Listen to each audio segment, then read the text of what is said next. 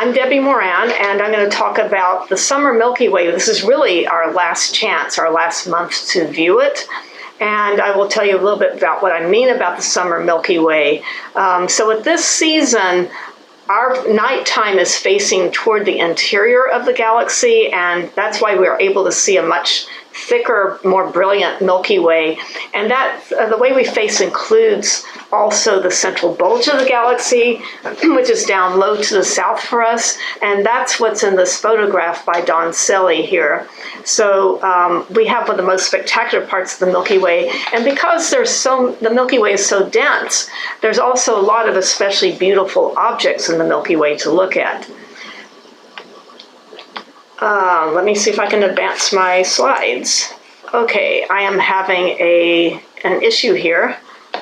There we go.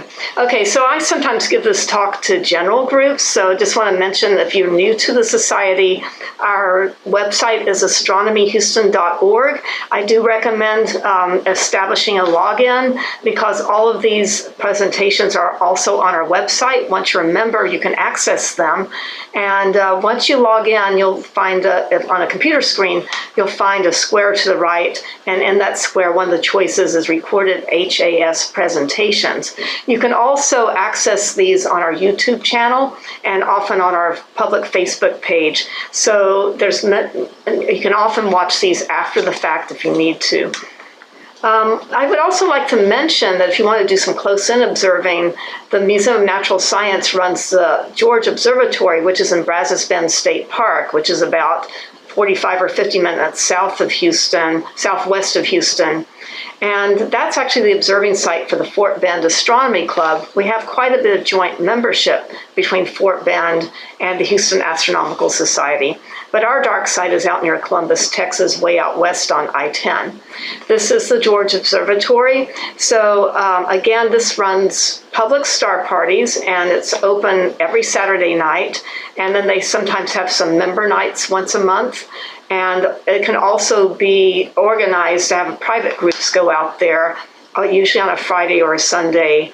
So if you have a Boy Scout group or a church group or something like that, you can make plans to go out there. This is probably the best close-in site to observe near Houston. We do have a lot of Houston sky glare, but they have a very good south sky and overhead. So even if you have one of these, I mean, nowadays people come out to our star parties, they've got a phone, they can just point at the sky, it gives them lots of information.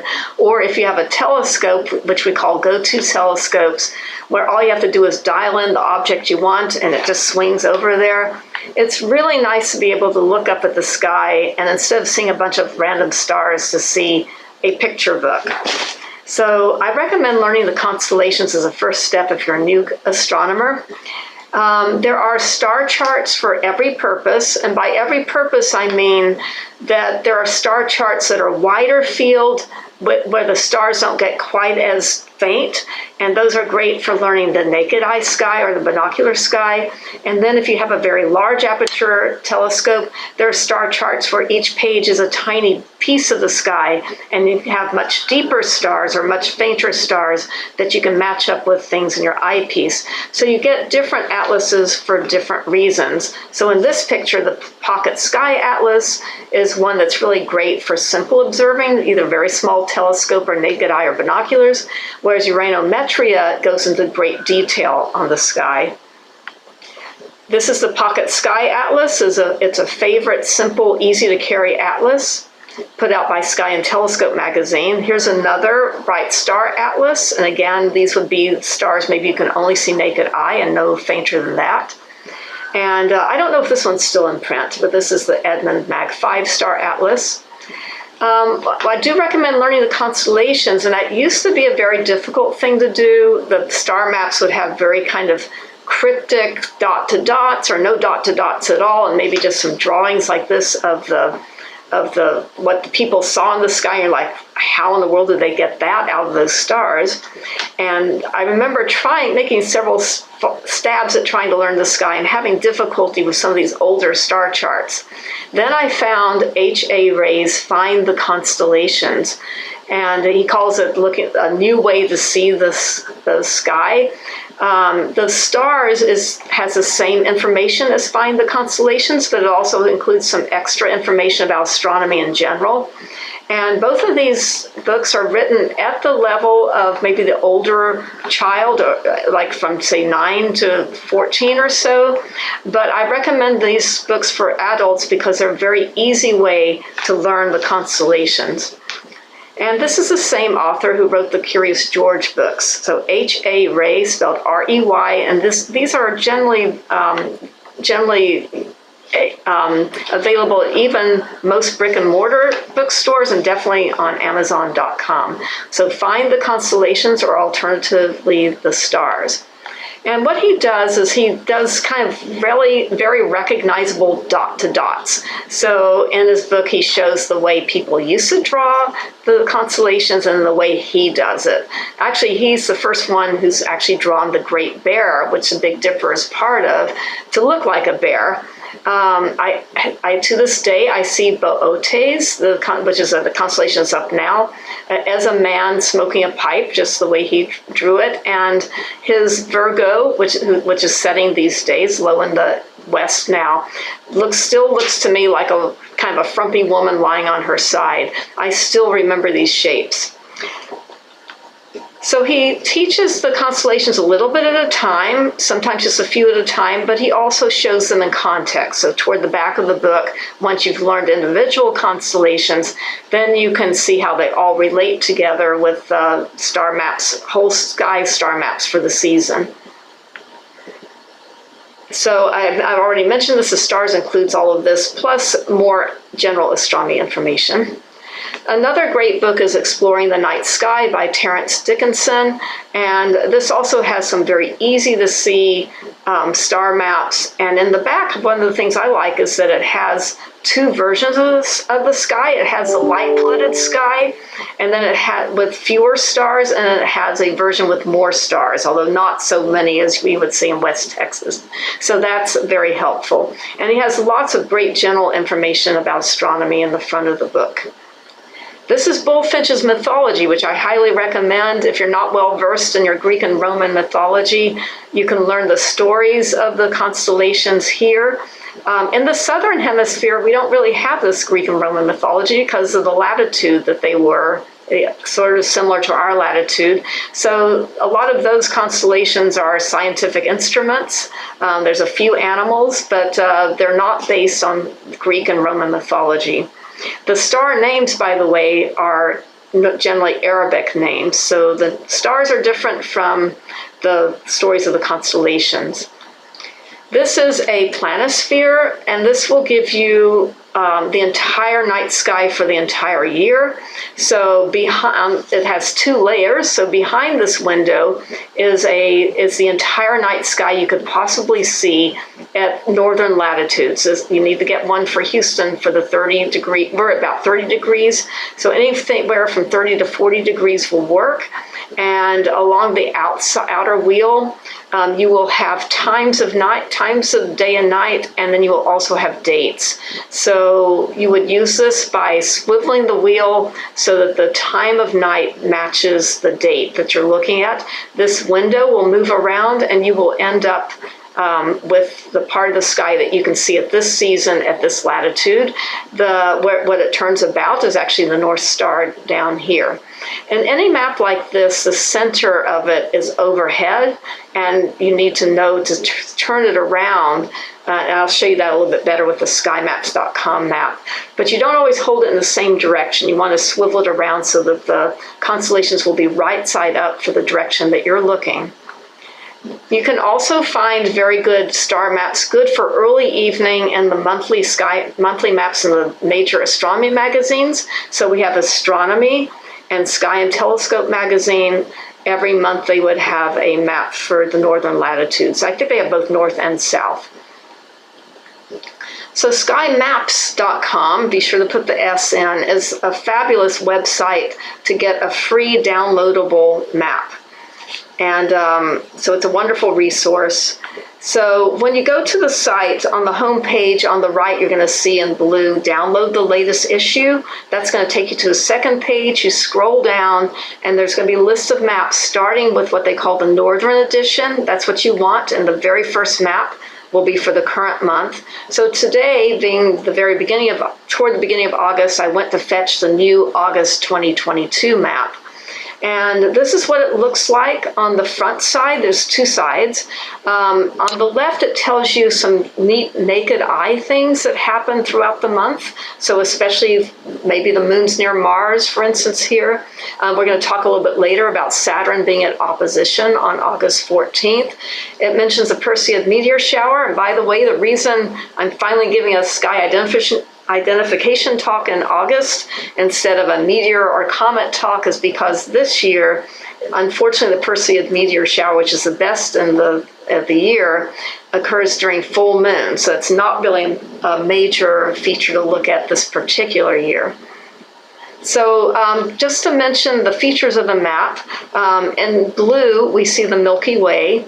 This dotted line here, look at the names of the constellations it runs through: Virgo, Libra, Scorpius, Sagittarius, Capricornus, Aquarius. Notice that those are all the constellations of the zodiac, and I will show you later that that's called the ecliptic, and it is the line of sight between us and the other planets and the sun and the stars. So the planets can only appear in these particular constellations. Right now, we actually have Saturn up right here, very close to the ecliptic, in the constellation Capricornus. The North Star, they show you on this map how to find it. You'll see the same kind of thing in the H.A. Ray book. Usually what can be seen even in a light polluted sky is the Big Dipper, and it may be in different orientations. I will show you what it looks like from the north side in a minute, but it's very easy to see. You've got the bowl of the dipper and you've got the handle, and you can find things using that shape. Principally, finding the North Star, you take the bottom of the dipper, if you imagine it sitting on a stove, the bottom of the front of the bowl, and I hope you can see my mouse, and then you go to the next star at the top of the bowl, and then you go about 4 times the same distance and you run into the North Star. In a light polluted sky like Houston, you will see the North Star called Polaris. It is the tip of the handle of the Little Dipper. The Little Dipper, though, is a very faint constellation. In a very light polluted sky, you'll only see the North Star. The next stars that will come out, if you have a little bit of darkness, will be the front 2 stars of the Dipper, and you need a pretty dark sky to see the rest of the Little Dipper. But notice that there's sort of a yin-yang relationship. So the Big Dipper's handle goes this way, and the Little Dipper's handle goes that way. Between the two of them winds the constellation Draco the Dragon, with his head over here toward the center of the map, and then he sort of S-turns around and ends over here. This is a great part of the sky to find quite a few galaxies in Draco and in Ursa Major. The other thing we're going to look at tonight, really obvious star pattern, is called the Summer Triangle. And it's called the Summer Triangle because in midsummer it's up all night. But what that means is that it starts the night a little bit lower in the east in the middle of the summer. Now we're a little bit later in the summer. And it's not overhead until about midnight, and then we can still see it at dawn. At this time of year, as we get into fall, it's a very good thing to look at in that area, because now for us at a decent hour, it starts out pretty close to overhead and stays high in the sky in the earlier parts of the darkness. So there's a lot of great things to look at here. So the Summer Triangle is the brightest, are three stars which are the brightest in 3 different constellations. And I'll go into a little bit more detail later, but just quickly, there's the blue giant Vega. There is Deneb, which is Arabic for tail. It's literally the tail of Cygnus the swan, which appears to fly along the Milky Way. Looks like a swan. And then there's Altair, which is the eye of Aquila the eagle, which is supposed to be an eagle sitting on a branch, but I see it as a delta-winged airplane flying down the Milky Way. So I like to think of constellations in groups. We're going to talk about the circumpolar constellations, the ones close to Polaris, the ones in the Summer Triangle, the ones along the ecliptic, which are like the the familiar constellations of the zodiac. And we're just beginning to start to have the story of Andromeda, and that's what we can talk about as we get a little bit later in the season. But we have an entire mythological story here with Cassiopeia, Cepheus, Pegasus, the flying horse, and eventually Perseus. So that's the story of entire myth, and you even have the sea monster involved with the myth of Perseus and Andromeda. Now, what I want you to notice also is that there are directions around the edges of the map, and they are written like north is upside down here. The idea is you hold the map in the direction you're looking. So if you're facing south, you want south to be on the bottom. You need to know that the center of the map is directly overhead for you. So you want to only look at the constellations kind of in an arc below that, between the center and the bottom of the map. If you're facing a different direction, you will put that direction, like southwest, at the bottom. This will keep you from being confused. The constellations will be right side up as they are on the map for you. On the back of the map, there's some great information, and we had one of our members talking about that he was working with this map. So it gives you some general astronomical information and terms that you need on the left. And then it tells you what's easily seen with naked eye, and this may be in a dark sky, with binoculars and the telescopic objects. So any map like this, where you see the whole sky, is only going to show you some of the brightest objects. These are the kinds of things you can see in a small telescope. You don't need really fancy equipment to see anything that's on this map. So watch out, I said, notice that when north is up, on this map and every star map, one thing that confuses people is that west is on the right side and east is on the left. And why is that? That's because you are mapping something that's over your head and not on a table or not below your feet. And actually, if you take the map, I don't know if you guys can see me a little square or not. Oh, I lost my map. But if you take the map, hold it over your head, put north facing north, east, sure enough, east actually will be on the right side when it's over your head. So there's nothing wrong, but you need to know that even when you're using more detailed star charts, that west will be on the right side. Okay, so here's the map again, and I want to just show you it flipped upside down. So if I want to say find the North Star, I would turn it upside down.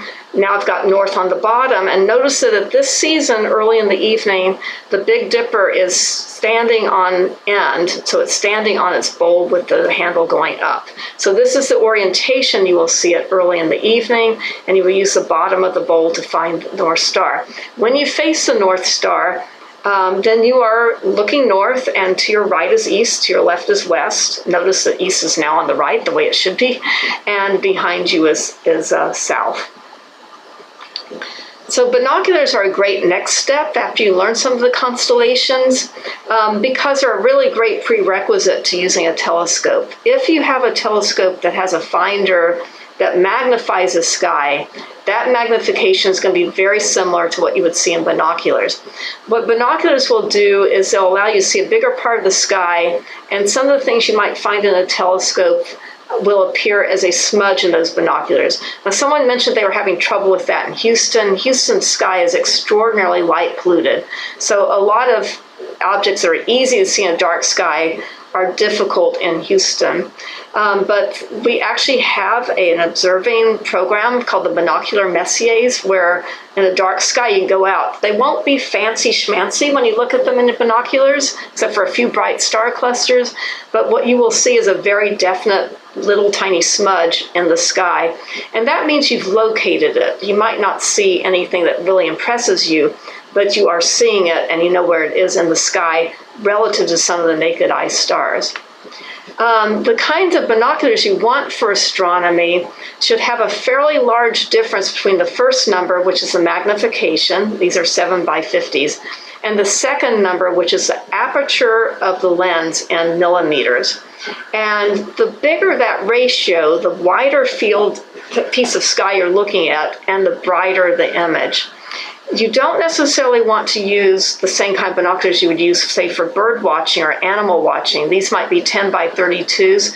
It's not that you can't use them, they're just less ideal. So you're going to get a smaller piece of the sky. It'll be harder to figure out what you're looking at, and also the sky will appear less bright. So we recommend at least a ratio of 5, so 7 by 35s or 10 by 50s for binocular astronomy. Now this gets you a little bit more oriented with how the Earth relates to the sky. So we imagine the stars as a globe projected outward from the Earth's globe. So projected outward from the Earth's equator is the celestial equator. Projected upward from the Earth's North Pole is the celestial North Pole.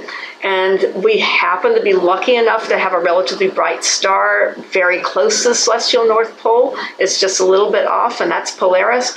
Projected from the South Pole is the celestial South Pole. There is no prominent star over there. It's kind of in the middle of nowhere, a bunch of faint stars.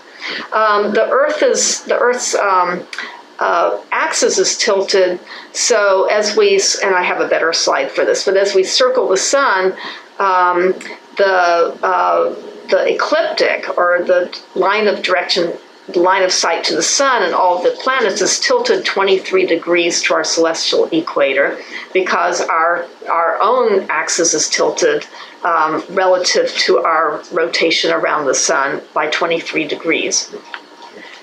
We also have a coordinate system, and it's analogous to latitude and longitude, but a little bit different. So the analogous coordinate system to latitude would be called declination, and it's in degrees, minutes, and seconds, just as we're familiar with latitude. So the equator is 0 degrees, and you go up to the North Celestial Pole, which is at 90 degrees, and then you use negative numbers going south, so minus 10 degrees, minus 20, down to minus 90. Now, the right ascension lines, which are more analogous to longitude lines, are actually stated in hours, minutes, and seconds. There's 24 hours. Why would you use something that sounds like time? Well, because they actually are a measure of time. So when a star moves 1 hour of right ascension, it actually takes 1 hour of time to do that. So right ascension is in hours, minutes, and seconds, although there's similar size units, and the declination is in degrees, minutes, and seconds. The hour that we're talking about is a sidereal hour. So the length of time it takes for us to have a solar day is 24 hours. That's when the Earth turns to where it's pointed at the sun again. The thing is that while we're rotating in a day, we've also moved a little bit along our orbit. So in order to face the sun again each day, we actually have to turn 1 full time plus a little bit extra. But to face the same star, which is so much farther away, we effectively turn exactly once. So the length of time it takes us to face the same star is 4 minutes shorter. It's 23 hours and 56 minutes and 4 seconds. That's a sidereal day, and the hours we're talking about with right ascension are sidereal hours out of a 23-hour, 56-minute day. So there are actually these clocks in major observatories which talk about the time, the local time, the sidereal time, or what time it is really in the cosmos, and then universal time refers to the time at our prime meridian, which goes through Greenwich, England. And universal time is good to understand how it relates to your time zone, because in order to simplify an astronomical event and tell the whole world what time it's going to be, instead of sending out 24 different times, they just say, well, this event occurs at, say, 5 hours universal time. Well, when we're in standard time, that we subtract 6 hours from that time, and when we're in daylight time, we subtract 5 hours. So if we understand that, say, a particular moon is going to go behind Jupiter at 5 hours universal time, for us that would be 0 hours, which would be midnight. So that way, that makes a shorthand. Just tell everybody what time something happens in universal time, and everybody at their time zone makes an adjustment for what time they should watch for it. Okay, here's another better picture showing the relationship between the ecliptic, which is lined up with our orbit So it projects into the red line versus our equator, which is tilted. So that would be the blue line here. So again, these are, and along the red line are the constellations of the zodiac, and it's the only place the planets can appear. So when we talk about the planets being lined up, they can be all sorts of different distances from us in different directions, but that lineup we had of about a month ago in the morning meant that they were all on the same side of Earth. They were all on the nighttime side of the Earth. These are the 5 major planets we can see easily naked eye. So they could be all the way from here to here. They could be anywhere in the nighttime sky and appear, quote, lined up. What it means, though, is that they're all on the nighttime side and none of them are stuck over here on the daytime side. So the apparent motion of the stars is dependent on your latitude. If you were at the North Pole, you would look straight up at the North Star, and it would be like you're on a merry-go-round. The stars would not rise and set. You would only see the stars above the celestial equator toward the north side, the north half of the sky, and they would simply circle around you. If you wanted a telescope to follow the sky, you could just stick it on a turntable on the North Pole, stick a motor on it that you zero in on a star, and that motor just goes as fast as the star goes across the sky. But we're about 29 degrees north of the equator, so we're looking at everything in a slant, and that's why. So for us, the North Star is only 29 degrees. We're at latitude 29 degrees, so the Polaris is 29 degrees, or about a third of the way up from the horizon to overhead for us. And that merry-go-round still happens, but it's really tilted, laying over on its side. And that means for us, we only see the stars that are within 29 degrees of Polaris up all night long. Those are called the circumpolar stars, and the rest of them appear to rise in the east and set in the west. So this is what we call a star trail photograph. It's a fun first photograph to take. All you have to do is take a digital SLR and open it up for 10 minutes, but it really gives you a great picture. Here's Polaris in the middle. This is at the Texas Star Party. That's all the red flashlights down there. And just by leaving the camera open for 10 minutes, the stars trail, and you can actually see that whole big spinning wheel. You can see that the circumpolar stars never set, and the ones farther out from the pole rise and set for us. And here's what it would look like at the equator. Okay, so this is actually from the H.A. Ray book I told you about. One of the first things the kids learn are how to find the North Star. We already discussed this. There's the pointers. You can also look at the Alaska state flag. The other thing you need to know is that, of course, as the seasons progress, the Big Dipper the orientation of the sky is going to vary according to what season it is. So right now we're in summer, and that's why in the early part of the evening, this is only early evening, for us, if you go out right as soon as it gets dark, the Big Dipper is going to be standing on its end. But you want to have, for doing astronomy in general, you want to be able to flip shapes, like they used to have those tests where can you flip the solid and still recognize it. So you get very good at doing that and making different triangles with, say, a couple stars you can see and then where a certain object is. So we'll discuss that in a bit. But you need to find the Polaris, you need to always understand the Dipper as a bowl and where the front of the bowl is, no matter what orientation it's in. And here are the names of the stars in the Big Dipper. I wanted to point out Alcor and Mizar, which are at the bend of the handle. This is something you can easily see, even in Houston, as a double star split with binoculars. So some people have acute enough vision they can actually split it naked eye, but I don't think most people can. But this is a great first object to look at with binoculars. And the Big Dipper is also the only, it's not in this slide, but it's the only constellation where the Greek alphabet letters go in the order of the shape of the Dipper. All other constellations are labeled in Greek letters according from brightest star to faintest star. They go through the Greek alphabet. And then a lot of the brighter stars also have names in Arabic.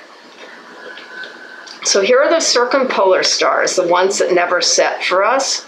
The most prominent constellations are Cassiopeia, it's very important to know this one, which is shaped like an M or a W. It's easy to find. It's obviously out there as that shape all by itself. And occasionally the Big Dipper at certain times of night or certain seasons is low on the horizon, but it might be behind houses or buildings for you, so you can't find it. And you still want to find Polaris. If you can find Cassiopeia as an M or a W, Cassiopeia is exactly the same distance from Polaris, and the open end of the W or the open end of the M is roughly aimed toward Polaris. So I will often use Cassiopeia also to find the North Star. And the companion constellation Cepheus, they're the king and queen of Ethiopia, is a very easy shape to see, but you need a darker sky. It's not nearly as bright. It's this sort of like child's house side shape. So Draco is the other major constellation. Camelodopteros is very faint. So what you will notice most is Cassiopeia, Draco, at least Polaris, if not the whole Little Dipper, Cepheus in a reasonably dark sky, and the Big Dipper, which is part of Ursa Major, the Great Bear. Now, it's just luck that we have a North Star. That's because the Earth actually spins like a top, and just like a top, if you put it on a table, it precesses, meaning if you put a top on a table, it's going to wobble while it's spinning, and I actually have a slide of that. So today's North Star is not actually going to be the North Star for all time. So the Earth is doing this, but it's a very slow wobble. It takes 26,000 years to make one of these times around. So we happen to have Polaris as a North Star right now. We're lucky to be living at this time in Earth's history. Then we're going to have a long drought. Then we're going to have sort of a North Star over here. And then we're going to have some bright stars. Deneb and Vega is extremely bright in 13,000 years. That's a blue giant star we'll be able to see tonight. But this is a matter of luck that we have a reasonably bright star above our North Pole. There's also a secondary wobble, which might have more to do with the moon being near us. So in addition to wobbling this way, there's little wiggles within that wobble. So what that means is that every 50 years, the star charts get off enough, they're off with the way the Earth is oriented relative to the stars, that you actually have to revise the star charts. You have to redo all of the coordinate system. So I started out with what we call the epic 1950s charts of Norton's Star Atlas, which is a great middling star atlas, really great first star atlas.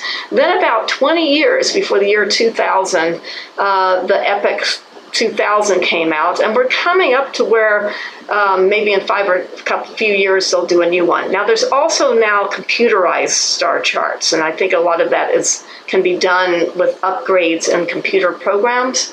But in paper atlases, they have to update them every 50 years because of that wobble. This is what Norton looks like on the inside. I like this atlas. It was my first one because it has wide enough fields of view to see whole constellations, and it's good enough to find the bright objects I was looking for in my smaller 5-inch aperture telescope when I first started in astronomy, and it made it very easy to find things. There is also a way you can use your hand to measure distances in the sky, and you need to have, this works for most people's bodies if they hold their arm out at arm's length. So a fist at arm's length is 10 degrees, a hook'em horns is 15 degrees. And the reason you might want to measure things in the sky might be for things like, let's say there's going to be a comet up, and they say, well, it's going to be 15 degrees above the south horizon after dark. And you want to know, is there a building or apartment complex or something that's in the way? Will it be above that or above that tree? You can use your hand to measure that. And then remember that directly overhead is 90 degrees. So here's the Big Dipper in approximately the orientation we see it tonight. So star, star, here we go. just to give you an idea of what it looks like in the sky. And again, in Houston, you don't see any of the background stars. You only see the Dipper shape because of our light pollution. I'm flipping it here, mainly because this is the way this was designed, but also you need to be able to find things in any orientation. So we're going to start out with some of the objects in the Big Dipper area. One of my favorites is M51 because it might look like what our galaxy would look like from very far away, or similar. We think we're a barred spiral, not a round, not that we have a bar in the middle, not a round one, but we are a spiral galaxy with a couple of major arms, and we also have companion galaxies. We have the Magellanic Clouds in the southern hemisphere. So this is similar to what a galaxy like ours would look like if you were floating above it and looking down at it. And this is a large telescope view. I finally bought an 18-inch telescope, and in a dark sky, the Whirlpool Galaxy actually looks like this to me now. This is M81 and 82. They're kind of a little bit in front of the bowl of the Dipper. You have to go farther over than the front of the Dipper. And they are striking because they're bright galaxies that can be seen at the same time in a low power eyepiece in most telescopes, even a small telescope. We have M81, which is a spiral galaxy, but M82 is an irregular galaxy, something that's been kind of messed up. And in a large telescope, you get a better view actually than this. You can see a lot of deep kind of what we call modeling, a lot of variation in the brightness within the galaxy. This is this photo I chose by one of our members, Clayton Bounds. This is the Owl Nebula. This is now we're no longer at another galaxy within our own galaxy. So this is a class of objects called Planetary Nebulae, and they have nothing to do with planets, but some of these are, if they're very small, look like little green or aqua dots. And early astronomers, or by early, not that early, but by that time, Neptune, Uranus, those planets have been discovered, and the smaller versions of these were similarly colored, so they called them planetary nebulae. They kind of look like nebulous Neptunes and Uranuses. This one has these distinctive two dark eyes in it, which show up in a moderate-sized telescope, and it's fairly round. So what's happening here is we have the star that's maybe the size of the sun, which ran out of hydrogen and helium to fuse together.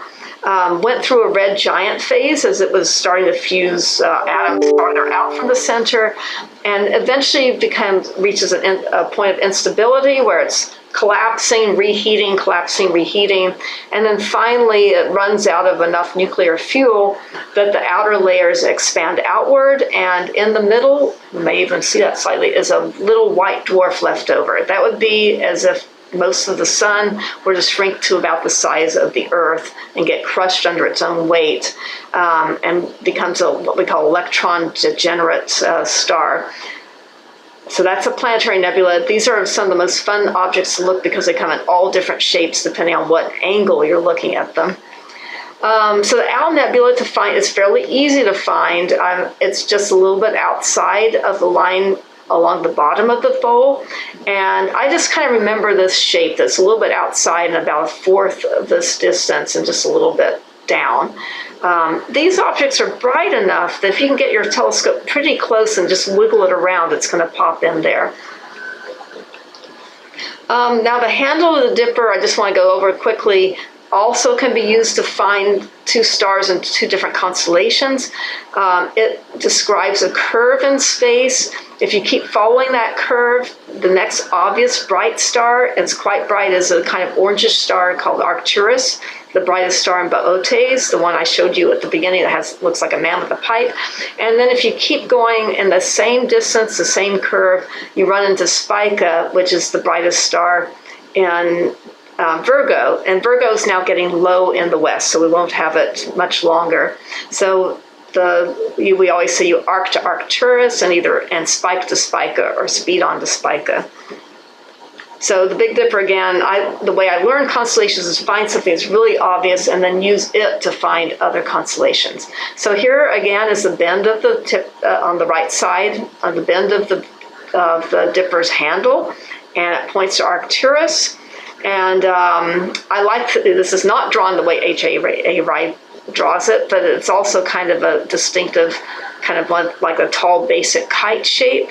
H.A. Rey sees this as kind of a pipe and a man with a triangle hat. And behind his head is Corona Borealis, which is a very distinctive half circle of stars, or the Northern Crown, that's what that means. So next to Arcturus, it's actually technically in the constellation Canis Venatici, but I find it from Boötes, is the object M3, which is one of the prettiest globular clusters. So the M's are named after Charles Messier, who was a French astronomer, and his primary interest was finding comets. And back then, a lot of these objects were not cataloged yet, so he ruled out everything that looks fuzzy in his telescope that didn't move. To find a comet, you look for a small, faint, fuzzy, nebulous object that if you look at it an hour later, it has moved against the stars. So he wanted to rule out the things that were not comets and actually came out with a catalog of some of the most spectacular things to look at the sky, of 110 objects. And these are the ones we recommend as new astronomers, that you start with these objects when you first start looking at what we call deep sky objects, or objects outside our solar system. So M3 is a globular cluster, and this is a very dense cluster of stars. They're older stars. They seem to be close to the age, most of the stars, of the entire galaxy. And so they tend to be tens of thousands of light years away. So it took 32,600 years from the light for M3 to get to you when you're looking at the telescope. So you're looking almost 33,000 years in the past. And these globular clusters are outside of the spiral arms of our galaxy. They are dotted, if you can imagine a beach ball halo around the galaxy. There's a few hundred of them, maybe 270 or 300 of them, above the plane of the galaxy and below the plane of the galaxy. And last I looked, it's still a bit of a mystery exactly how they formed.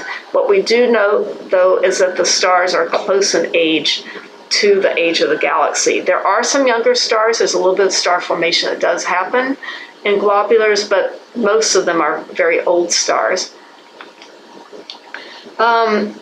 We also, I'm going to mention a little bit, because it's still that part of the sky is up right now, is that if you go on to Spica and look at Virgo, Virgo's going to be low. This part, Virgo at the bottom, is going to be low in the west, but we still have the Virgo cluster a little bit higher above the western horizon for just a little bit longer. And some of these galaxies are fairly bright. This is one of the few places I could take my little 5-inch telescope and see 10 galaxies at once. So, of course, the larger the telescope, the brighter they will be. But the Virgo cluster is a really spectacular place to look. There are actually some Messier galaxies in there that are brighter, so you can aim for those. And then in the same field, you will see a lot of fainter galaxies. This is a great thing to look at in Texas Star Party in the spring and early summer. I just want you to know about it. But we're getting a little bit late in the season. Won't have much longer. Now, the Summer Milky Way we have low in the south. We're looking south now. The very prominent and easy to see constellation Scorpius. And Scorpius does look like a scorpion. His claws are over here. There's a curve down here and ends in a stinger. He also looks like those classic metal can openers. The brightest star is Antares. It's a red giant star, so a star late in life that has expanded and blown out its not blown out its outer layers, but it's expanded greatly and cooled off because it's burning hydrogen into helium, or starting to fuse helium even in a shell outside of the center, because all of that fuel has been used up. So it's bloated and it cools off as it expands into a red giant. That has to do with its name. So it's literally Antares is against Aries. So they thought, the people who named it, that it resembled the planet Mars, which also appears as a bright red spot in the sky. So they saw this as kind of an antithesis to Mars, Aries being the Greek name for Mars. And this is a wonderful constellation. You can use it to find these open clusters, M6 and 7. I'm not sure if I have a picture of them, but open clusters are groups of stars that form from the same cloud of gas. And there's usually something like 120 members in an open cluster. And those are easy, by the way, the person asked me about binoculars. These are binocular objects in a reasonably, you don't even need a super dark sky, but just a reasonably dark sky. The stinger in Scorpius points directly to M7. And these are almost exactly halfway between Scorpius and Sagittarius, which I will point out soon. Oh yes, I do have pictures of M6 and M7. So this is sort of a binocular view here. So they look like a little group of stars. And then here they are in a wide field here and here. They're in the Milky Way, so in a wide field deep shot, you can see these two little clusters here. You won't see quite all that mess in binoculars, and it'll be easier to see. Ophiuchus and Serpents. So Ophiuchus is this big kind of big rectangular shape with a triangle on top. And he's supposed to be the physician. And coming out of his bottom are a chain of stars to the right and to the left. This is the physician holding the serpent. That's where our symbol for medicine comes from. And here's Scorpius down here. I think of him, the Scorpius is kind of slanted this way. He's sort of sitting in the same orientation on top of Scorpius. And then over here, we're starting to see the Teapot of Sagittarius. Ophiuchus has a couple of messy objects in it, M10 and M12. Those are smaller globular clusters than the one I showed you.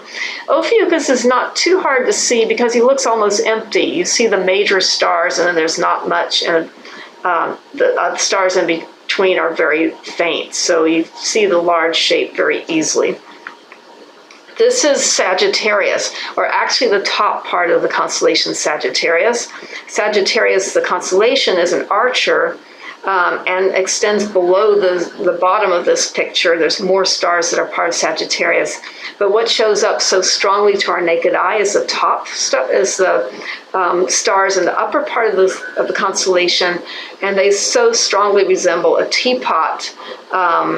You can see the spout, and then the Milky Way, if you're in a dark sky, appears to be the steam coming out of the teapot. I use this constellation to find many objects. Oh yeah, there's also a teaspoon over here. But the most prominent objects to look at would be the Lagoon Nebula and then the nearby Trifid Nebula, which I'll show you in a minute. But to find them, I locate the teapot, I take the left side of the lid of the teapot, go to the top of the lid, and then I go roughly the same direction, just a tiny bit farther, and I go to this fuzzy spot. In a dark sky, this is just sitting there, naked eye, as a kind of bright little dot in the sky, and it's easy binoculars. So, and then nearby, just a little bit above it, is the Trifid. So these are both areas of star formation. Just to get you oriented about what you're seeing when you're looking here. So we're actually looking at the center of the Milky Way, and this dark patch which splits the Milky Way is our dust lane. So you can kind of get an idea. So we're out here. Our Milky Way has, and when we're looking toward Sagittarius, we're looking directly toward the center of the galaxy. So these are the Lagoon and Trifid nebulas. They are both in the same binocular field. You would see them one at a time in a telescope, but this is a wide field image made by someone with a wider field imaging system. And these are pretty close to the telescopic views minus the color. You don't normally see color in a telescope. The Lagoon Nebula is some nebulosity, and beside it is a cluster of stars. In between those two is a dark area. That dark area is where it actually gets its name. People thought that looked like water in a lagoon. So that's where it gets its name, the Lagoon Nebula. That is M8. M20 is named the Trifid or Trifid Galaxy, and sorry, not Galaxy, Nebula, and that is because the main part of it that you see most easily has 3 dust lanes, which split it, sort of like a peace sign, which split it in three pieces of pie. That's where it gets its name. And both of these are areas of the sky which consist of gas from which stars are currently condensing. So those stars are very young stars which have condensed from those clouds of hydrogen. This is one of the most striking of those, and my favorite object. It's the Swan Nebula M17, and it's a little bit farther up the Milky Way. And near the Swan Nebula, M17 is M16 the Eagle Nebula. And because it looks roughly like an eagle with outstretched wings. And this is where the famous Pillars of Creation photograph came from the Space Telescope. Now we've got imagers in the club because the imaging equipment's getting so sophisticated that they're starting to get images that rival that. Directly overhead is Hercules, and Hercules, for me, is sort of a Where's-Waldo constellation. It's clearly visible, but the major stars in Hercules are so closely the same brightness as stars around it that I sometimes find it hard to pick out. Most people go from Lyra, which is an easy-to-see constellation, know that it's beside Lyra the Lyre, which is a little parallelogram with Vega, the bright star. It's one of the stars in the summer triangle. I have my own way of finding it. I go by Ophiuchus's head. I know that Hercules, who's upside down in this image, also has a triangle head, and it kind of butts up against Ophiuchus's head. And then the major part of the body is they call the keystone. It's sort of a butterfly shape. If you can notice, what I notice in Hercules is that one side of his body is more strongly angled, one side is straighter, and the brightest, most spectacular globular cluster in the northern sky is, you go from, he's upside down, these are his knees here, and so you go from a knee toward the waist, exactly 1/3 of that distance, on exactly that line, and you find M13. So once you can find the constellation, again, here's the head, he's upside down, this is his waist, this is his knees, this is his shoulders, and go to the straighter side, go from the knee toward 1/3 of the way to the waist, and there's M13, which I'm about to show you. This is a very pretty picture of M13. Closer to what you might see in a somewhat larger telescope, but actually very striking also in a small telescope. Again, this is a globular cluster. And with globulars, it's kind of fun to see how deeply into the center you can still see separate stars before they're so dense that they all blend together. So when you look at an object like this, a large globular, in this case, you're looking at least 100,000 stars at one time. Now we're going to the summer triangle, which is relatively high overhead at this time of year when it gets dark. And again, let's review the constellations. So the brightest star, again, here are the 3 stars, the ones that are circled in the summer triangle. The brightest one, you will notice the blue giant Vega. That means it's a very young, hot star, which is burning its fuel very hot, very fast and very hot, so it glows blue, which is the hottest star color. And it's a very geometric constellation. It's not quite drawn, but there's a little tiny equilateral triangle, and it's dangling by one end to a very almost perfect parallelogram. So remember that shape. Deneb is part of Cygnus the Swan. The inner part of the swan, which they draw here, is called the Northern Cross. But if you take the crossbar and you go outward, backward, and backward again, you end up seeing actually wings. So what you will see is on a dark sky is you literally see a swan flying along the sky. The head of the swan is roughly, not quite, but is aiming for in between the other 2 stars in the triangle between Vega and Altair. So Deneb kind of flies, or Cygnus flies between them. Cygnus means swan, Deneb means tail. There's a lot of things to see in there. And then the third star is Altair and Aquila the Eagle. The way you're supposed to see Aquila is that Altair is the eye of the eagle. He is sitting on a branch, sort of like our coin, the quarter, and his wings are outstretched. But I cannot help but see a delta wing airplane, with this being the tail, flying down the Milky Way in the same direction as Cygnus the Swan. There's a few minor constellations. Delphinus the dolphin is a little diamond with a little star off of it. And Sagitta, which is a great way to find one of my favorite objects, is the arrow, and it just has a couple little tail feathers. All of these are very clear, easy to see in a reasonably dark sky. At Columbus, you should be able to see all of these shapes. So the first thing to look at is Albireo. So this is the head of Cygnus the Swan. So if I go back to this slide, it's this star here. In Houston's glare, I can barely see it. I have to know about where it is, not quite halfway and a little bit inside the triangle.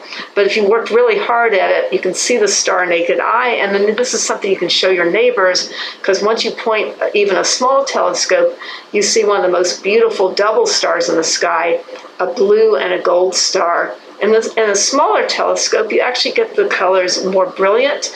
A larger telescope is brighter and the colors wash out a little bit. But it is one of the most striking color contrasts and one of the brighter double stars in the sky.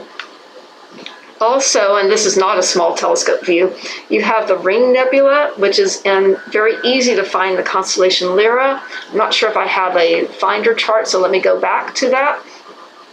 So you go to the far side of the parallelogram, the two stars here, farthest one's from Vega, and you go, you can go roughly halfway. It's actually technically 3/5 of the way between those stars, but usually if you aim halfway, you have Lyra, you have the Ring Nebula M51 in your field of view in your telescope, and then you can center it. So I misspoke, it's M57. So M57 is the Ring Nebula, and what you're looking at is a lobe of gas that's coming at you from a planetary nebula. So a lot of planetary nebulas actually look like bow ties, or they have two lobes that explode from different sides of the star. But this one looks circular because you're imagine holding an hourglass and turning it towards you and looking at it through the end on. That's what we're looking at. This larger telescope view does show the central white dwarf star that still remains. And this one in a small telescope looks like a little white Cheerio. It's actually quite bright, so it stands up to a little light pollution, and it looks quite bright. It might be just smaller in a small telescope. A lot of people call it the Cheerio. It looks like a little white ring in the sky.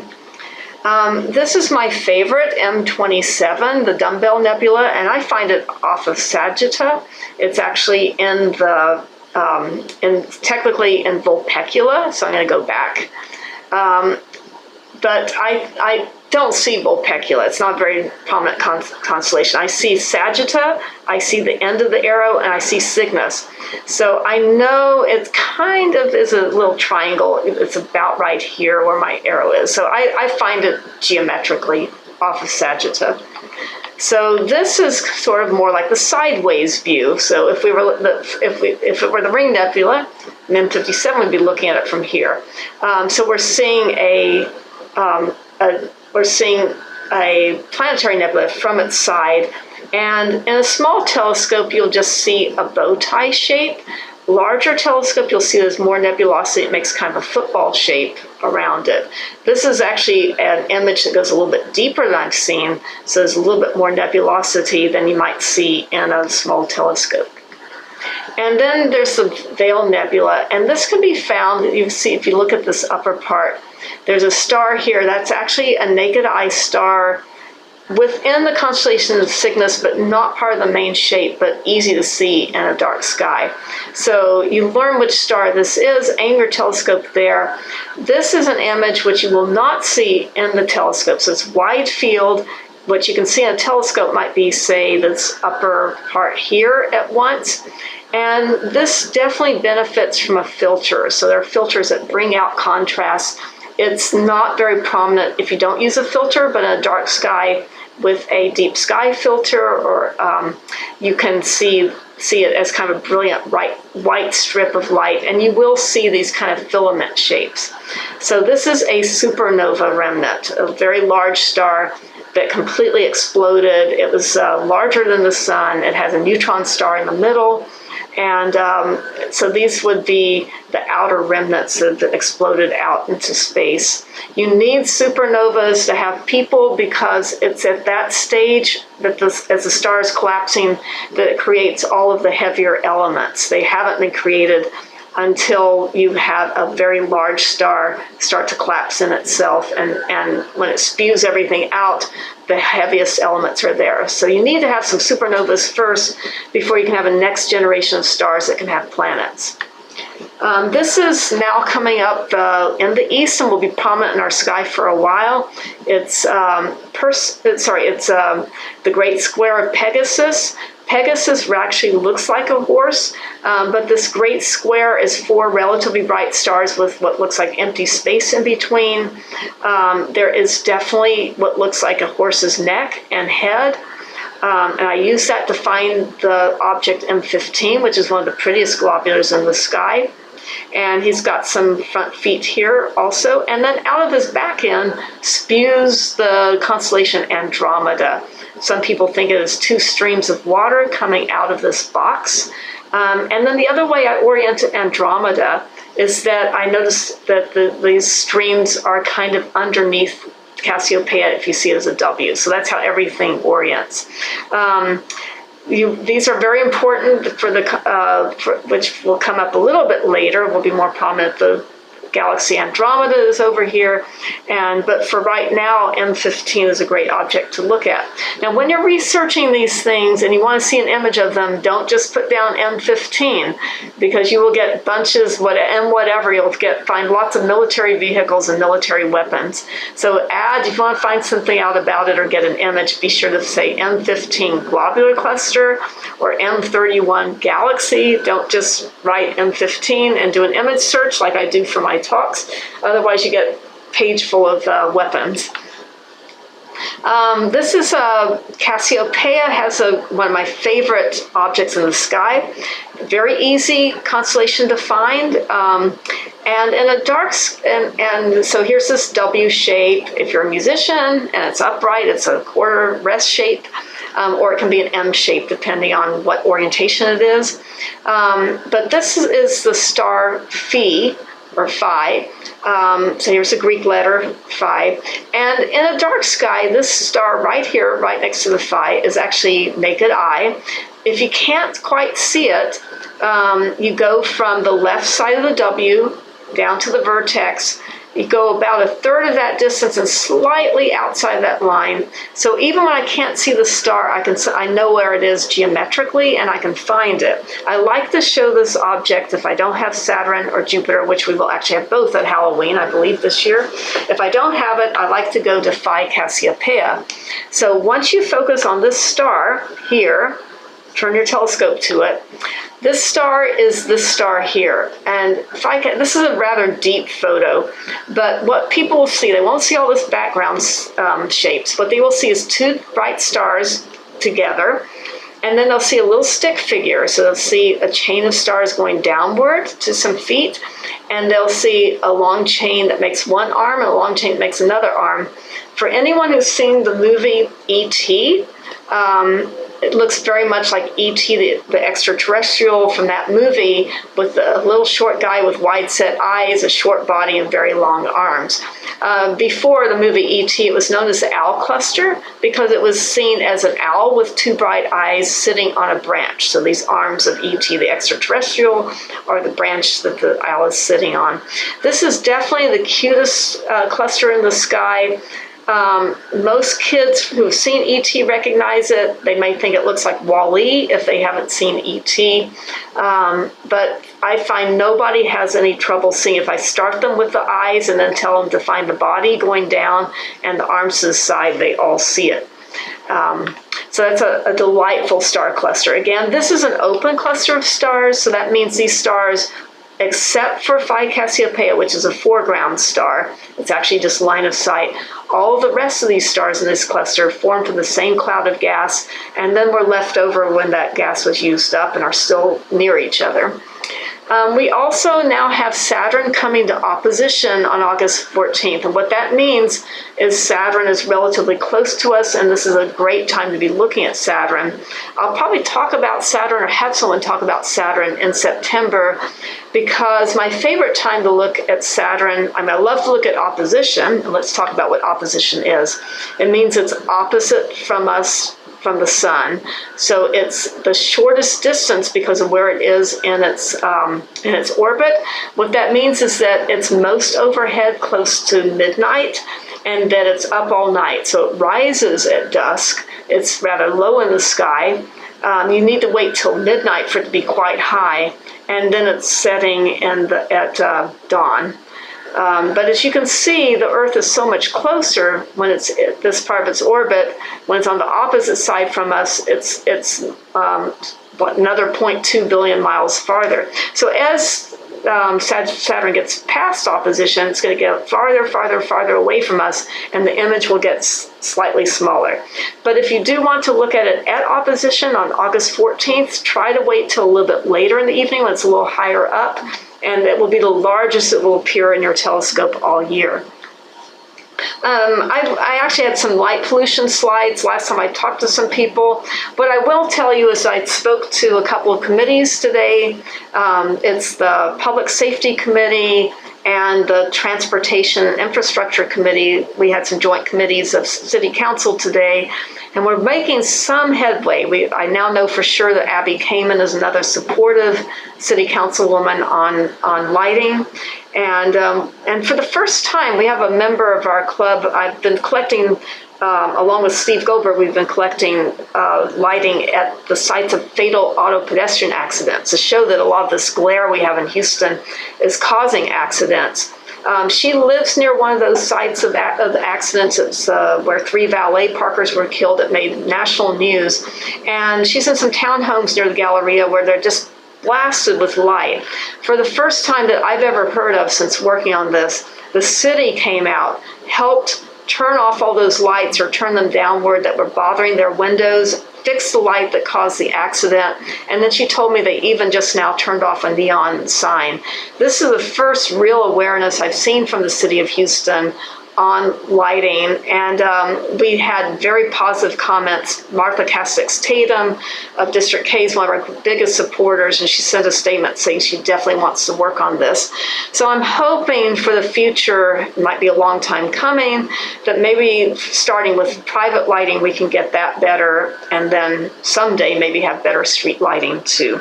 So I'll end here. I'm going to stop my share and see if anybody, I'm going to allow you to unmute, so give me a second for that. Okay, so now you are able to unmute, and if anybody wants to unmute themselves and has a question or comment, I'd be happy to hear from you.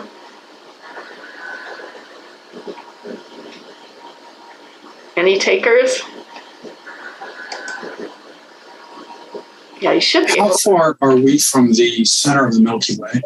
Okay, so we're about 2/3 of the way out.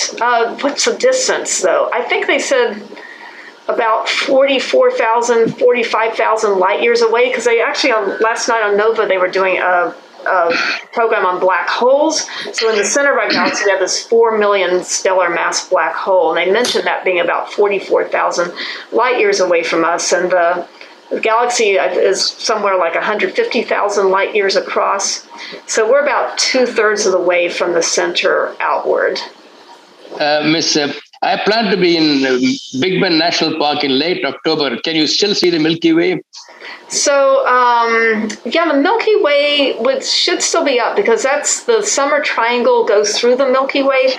I think we'll be starting to miss the part of it, the bulge, the central bulge where Sagittarius is. Those are really summer constellations. Those will be getting too far south. But the part of the Milky Way that Cygnus and Aquila, the Eagle, are flying through will still be up. Actually, the summer triangle is very high overhead in October.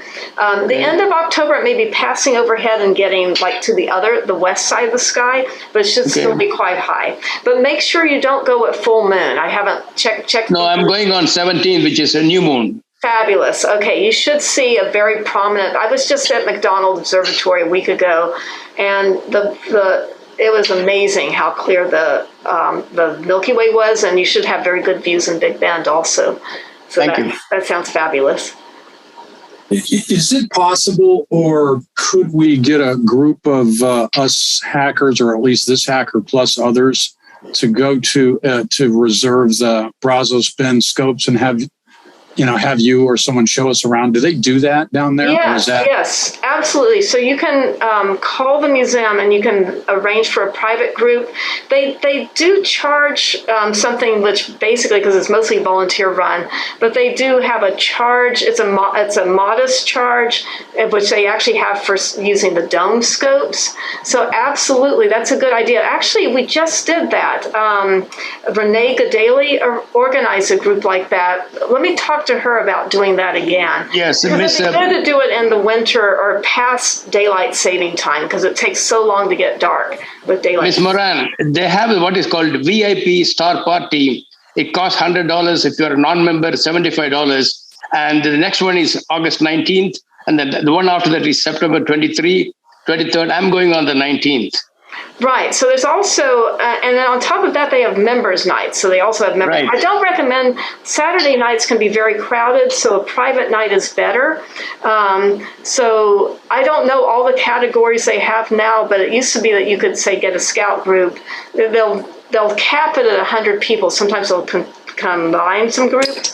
But Renee just did that not long ago, I think within the past month, and I'll ask her about doing that again. I think if we could go close to new moon, but when we have, say, in the fall, later, like around when October or November, we would have Saturn and Jupiter, which you don't need to go out there, but we'd also have a very starry sky if we have very little moon.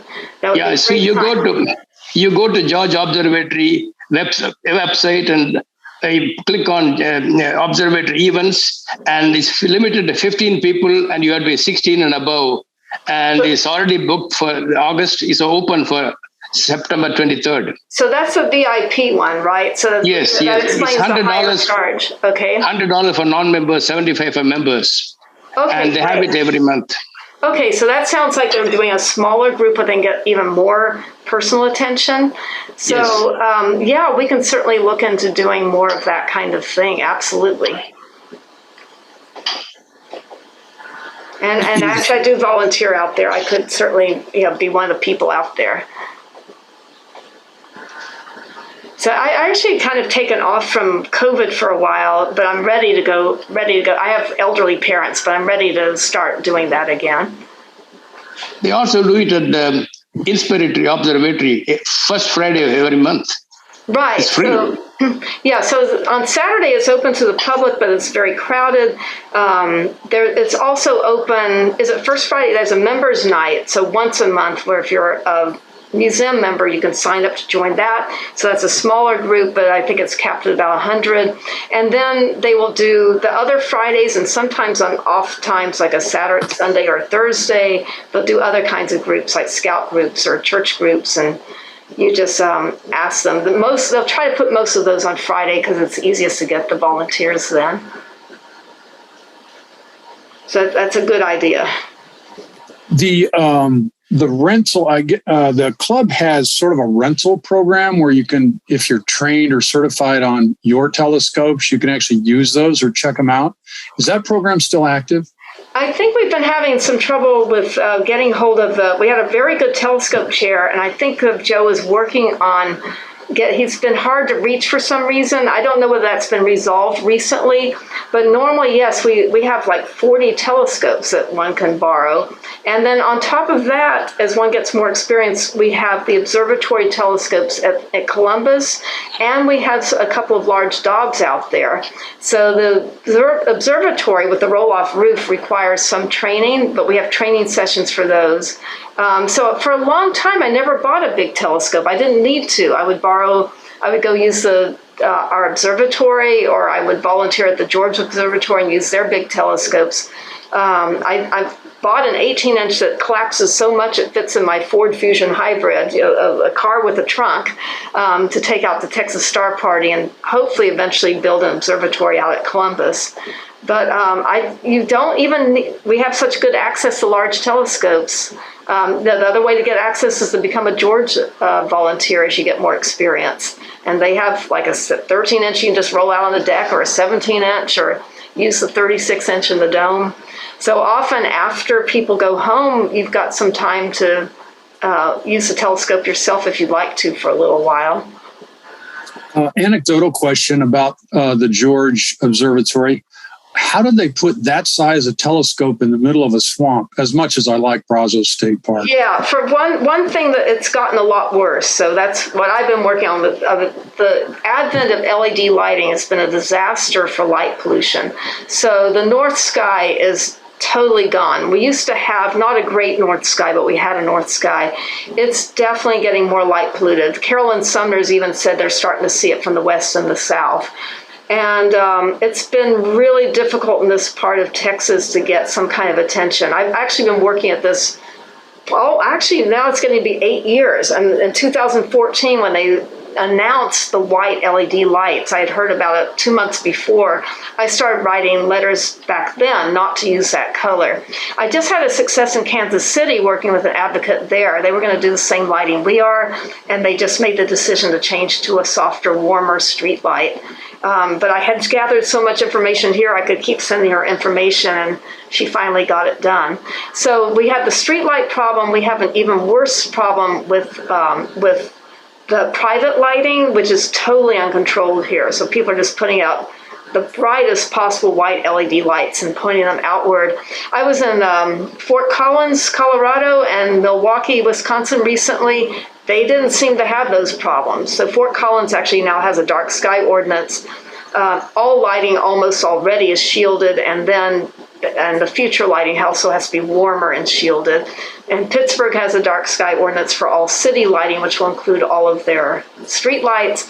So there are other cities that are better, and we keep hammering at it here. We definitely have supporters on city council. Those include Sally Alcorn, Martha Cassex Tatum, David Robinson. Now it looks like Abby Kamen. I think there are others who are receptive. I've shown my lamp demonstration to Mike Knox. He said, clearly your light is better. He's a former police officer. But we've been fought by Centerpoint Energy and Public Works. So it's been really hard to get through. It's a very hard message for people to understand that less light can give you better visibility. They're so used to seeing light bulbs, it's almost like a signal to them that they must be able to see better. But I have a lamp, actually, I don't know if y'all can see it, that I use, and it's got 5 different colors of light, so I can turn it very warm. And it has, it's hard to see on camera, and it has 7 different brightness levels. And I have pictures. I have a website called softlighthouston.com. And the reason I made it, I was dismayed that so many of the advocacy websites, they have great pictures of Milky Ways and dark skies and great pictures of horrible lighting. And then they have diagrams of good lighting. I'm like, no, people need to see an actual light turned on. And McDonald Observatory is very good about that. They have great photographs of actual businesses using actual good lighting. And that was very hard for me to find, especially with LED technology. So I made my own website, and as I've traveled around and even found a tiny amount in Houston, if I see a good LED installation, I take a picture of it. So I have a gallery page which compares good to bad lighting, and I've got an education page. In addition, once you convince people about lighting, they have the additional problem of finding it. So you have to use, there's very little on the shelves at Lowe's and Home Depot, especially any that's shielded and warm at the same time. They have more choices online. You have to use a specialized search term, dark sky, to find them. And then even then, you have to make sure they're truly dark sky, meaning you can't see the light source from the side. It's actually hidden under some kind of shield. And then they have to know the terminology for finding a warmer color, or they have to know to look for the 3000 K or lower, or a lower number in color. So I am working on trying to get the police education, because I think if we can get the police saying the same thing the dark sky folks are saying. I did have some success because Art Acevedo ordered a sentence to use soft shielded lighting pointed downward, and you can print that out from softlighthouston.com on the education page. I have the sentence and a link to the actual brochure.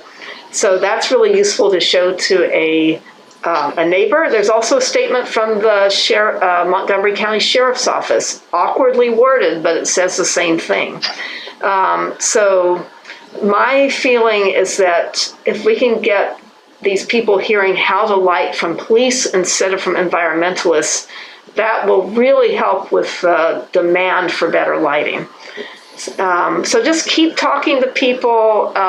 Visual things are much better than words, I found, with lighting. I have a link to the lamp I use. It's a great desk lamp also. And if anyone wants it, I have instructions for how I use it, but there's a couple of pictures from my dining room that are pretty accurate about how it actually looks, about how I use it on my website. So definitely you have to show people good lighting. And there's very little to show them in Houston. It's really hard when no one's even seen what it looks like. But there's a Denny's at near Dairy Ashford on Westheimer that has great lighting. And now the Wells Fargo, I just put it on, Wells Fargo at Stella Link and Braeswood has wonderful lighting. It's warm and shielded and not too bright. They just have a little brightness at the ATM, and the rest of it's really subdued and beautiful. Speaking of light, for a novice, is there any play, or is there enough interesting things to do to look at the sun with the special lenses you have, sunspots, rotation, solar flares, all that? Is that an interest area that is useful to pursue?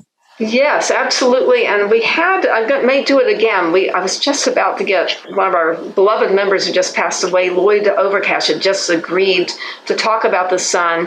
I haven't watched it yet. One time when I was on vacation, I did have someone do an Observe the Sun novice meeting, and I'll have to take a look at it. I know it's in our recorded presentations, but it's been about 2 or 3 years, and we should definitely get back to that. So in the Loner Telescope program is the kind of telescope you need for that. There's something called a Coronado, which is designed only for observing the sun, and it has that hydrogen alpha filter that you need to see all those details, all the granularity on the surface of the sun and the prominences.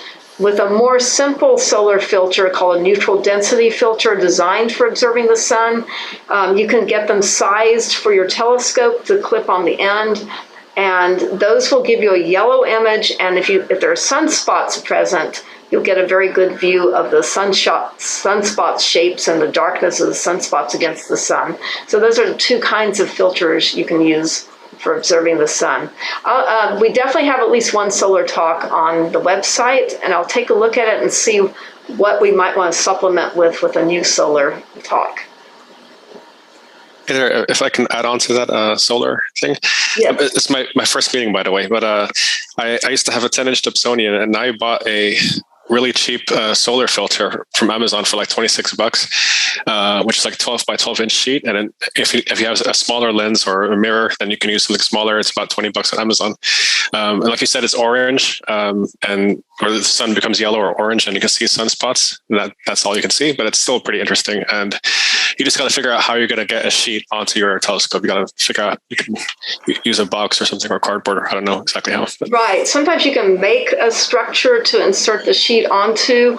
Just make sure whenever you use a solar filter, it's on the outside of your optics, not on the eyepiece, and that it's very securely attached. And also, if it's like a sheet of mylar or something that's a material, then make sure that has no holes or any kind of thin spots. So point it at something other than the sun to check for holes.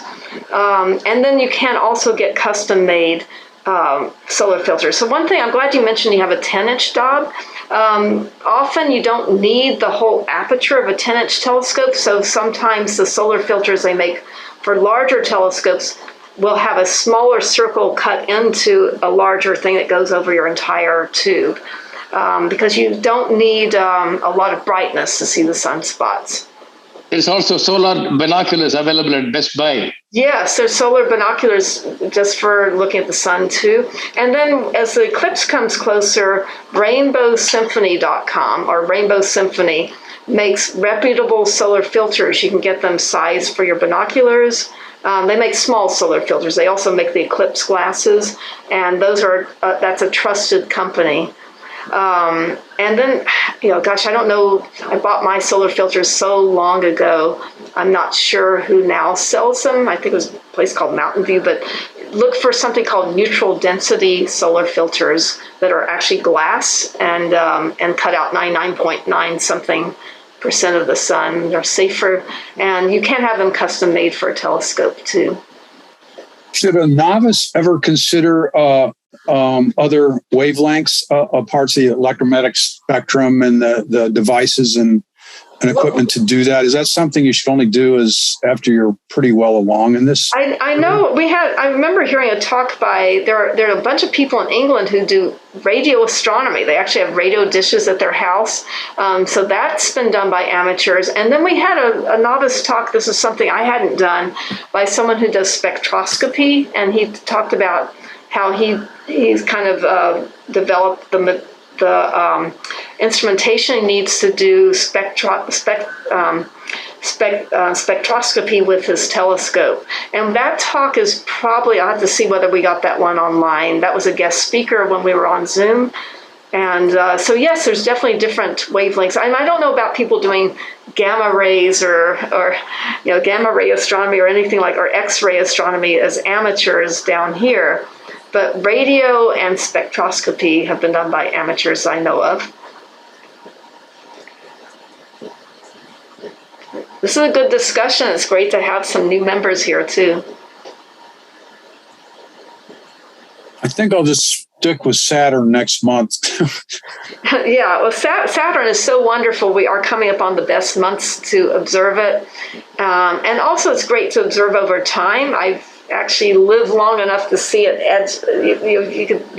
We'll talk about next month, but the rings keep changing their orientation. It's like this long 28-year cycle. And then there's 1 week where the rings are edge on, where you can't see them at all. And then, then just before and just after, they just look like this thin little line. So that's a great object to look at over time. And in a decent sized telescope, you can, even a small telescope, you always see tight, but you can see 5 moons with a reasonable sized telescope under a dark sky. So there's plenty to look at with Saturn. It's always a favorite. Is there a computational historical physics group? Say, for example, you might look at Jupiter and look at the parallax measurements and derive your own, speed of light. And is there somebody that does that kind of stuff? I'm less familiar with that. I wouldn't be surprised, though, but I'm afraid I don't know offhand.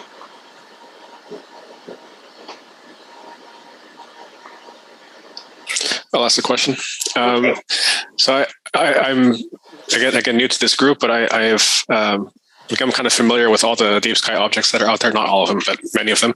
I just don't know where they are because I've learned a lot of theory, and I haven't had the chance to see any of them or many of them with my own 2 eyes. So when it comes to memorizing constellations, do you recommend going by, like, say, the Western standard, so you can communicate with others about constellations, or do you kind of go by your own pick? Oh, I definitely recommend learning, because it's become the professional astronomy standard. I would recommend. I mean, there are different cultures that have different constellations, but when you get a star chart, it's going to be related to the standard Greek, the Greek mythology constellations, and that's the way they're going to be plotted, and that's the way they're going to be drawn. And I do like skymaps.com. I think that their stick figures are actually excellent, that you could even, just for learning constellations, just go out there. Take a red flashlight with you so that you don't blast out your night vision when you're learning constellations and you need to refer back to a chart. And I did everything. It almost happened naturally because I just didn't own a telescope when I was in college and high school. So I went to music camps in dark places. And so I gradually taught myself constellations. And I did it pretty organically. I started out with the things I knew, the ones that were easiest to see.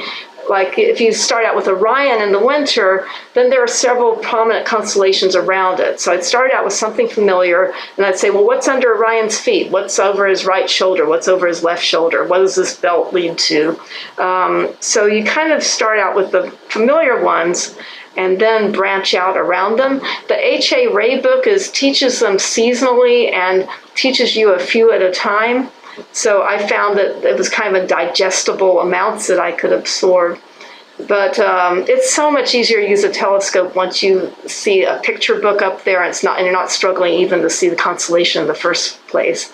So I did constellations, and my parents gave me binoculars, and I, quote, discovered. I remember I discovered the Lagoon and the Trifid. I had no idea what they were. I was just like, what is that little bright thing over there? I was in a dark place in upstate New York, and the Milky Way, I pointed my binoculars at it.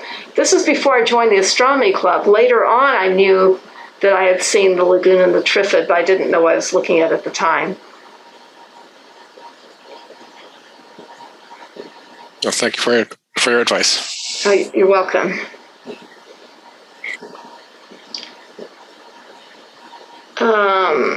Okay, we have in the chat, so he's saying DIV spectrography, sorry, I can't say it.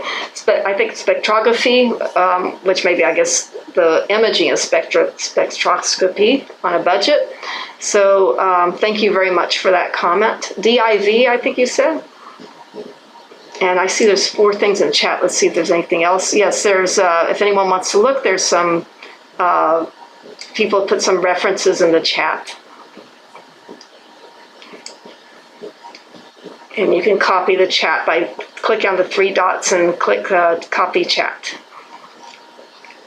So if there's no other comments, thanks so much for coming, and I'm glad to see some new people here. The astronomy turned out to be the it hobby of the pandemic. Our club grew by leaps and bounds. It's something that you can actually safely get together outdoors with lots of air to breathe. And it was really great to see so many people become interested in astronomy and join the club. So if there's nothing else, I'll go ahead and say goodbye to you guys. You need to save your energy for a great presentation tomorrow night, which I understand is only online this time. We're not doing the hybrid meeting in person. So take a look at I'm blanking out on the topic. I know it's a good one. But take a look at astronomyhouston.org and register for tomorrow night's talk, which will also be, I believe it's at 7 when it's only online. And I'll see you all next time. And we should definitely talk about Saturn. I have a talk I've used for the public, but if you guys aren't getting tired of me, I'll talk about Saturn or find somebody else who will. So see you next time in September. Bye, everybody.